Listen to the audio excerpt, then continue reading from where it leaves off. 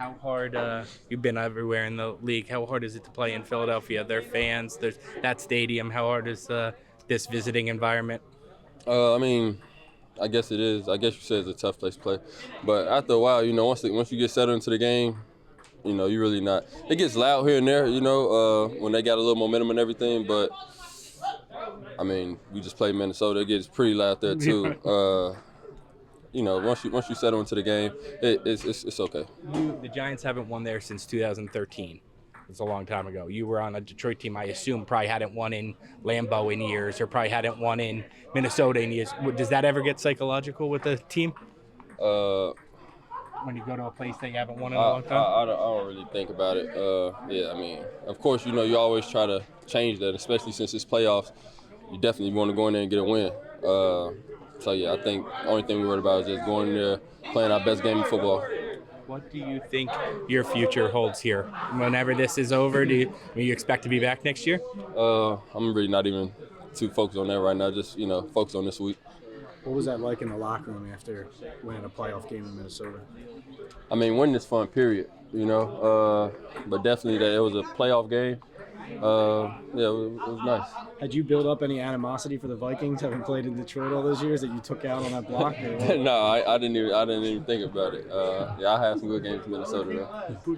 Who do you think was more surprised by that block? The guy you blocked, or your teammates on the sideline? I don't know. I know it got our side hyped though. Did you notice the reaction right away? I mean, when it happened, did you know what you had just done, or was I mean, nothing I do really surprised me. Like, I wasn't surprised that I did it to him. So, I mean, none of that stuff really get to me. I never get really too high, too low and stuff like that. Did you appreciate that? Dave's mentioned in his postgame, Saquon mentioned in his postgame. It felt like anybody who talked anywhere was like, how about that block by Kenny? Did you appreciate that? Yeah, you can say that.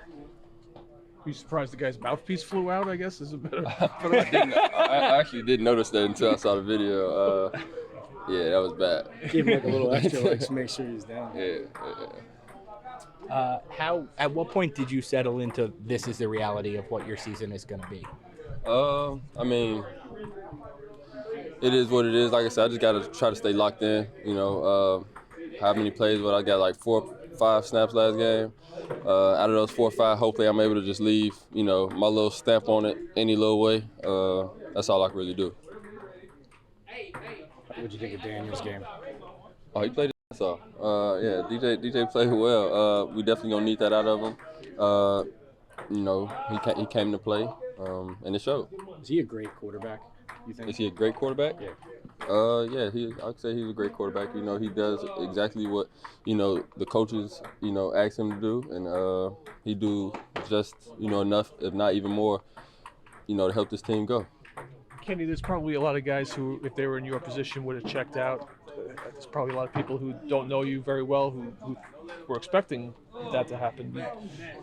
Is there a sense of pride for you that you didn't meet those low expectations, I guess? Well, first off, just as far as just checking out, I just take a lot of pride in what I do. I wouldn't be able to, look myself in the mirror, to just be, checked out and got a lot of football left. Definitely for last name on my back, I take a lot of pride in that, and that's kind of what it, boiled down to. And then, these guys in the locker room.